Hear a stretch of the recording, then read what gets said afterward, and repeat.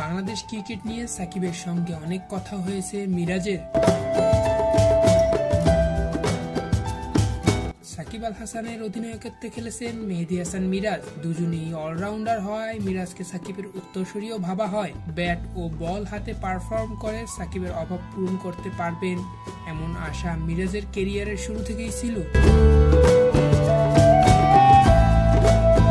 এখন বাংলাদেশ ক্রিকেট থেকে অনেক দূরে দাঁড়িয়ে সাকিব জাতীয় দলের হয়ে গত অক্টোবরের পর আর মাঠে নামতে পারেননি। গত বছর রাজনৈতিক পট পরিবর্তনের পর আর দেশেও ফিরতে পারেননি।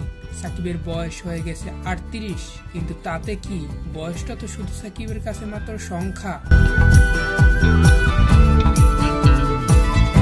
যে পারে সে নাকি সবই পারে, এমনটাই তো বলেছিলেন মিস্টার 75। প্রায় 1.5 যুগ বাংলাদেশের হয়ে খেলা সাকিবের ভাবনায় এখনো অবশ্য বাংলাদেশ ক্রিকেট আছে ভালোভাবেই। কয়েকদিন আগে তার সঙ্গে লাহোর কালান্দার্সের হয়ে পাকিস্তান সুপার লিগ খেলেছেন মিরাজ।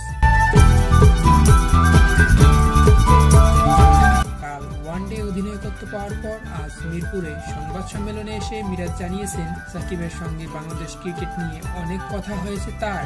সাকিবের সঙ্গে আলাপের প্রসঙ্গে মিরাজ বলেছেন, আমরা একসঙ্গে PSL খেলেছি, তখন বাংলাদেশ ক্রিকেট নিয়ে অনেক কথা হয়েছে। উনি মন থেকে চান বাংলাদেশ ক্রিকেট এগিয়ে যাক।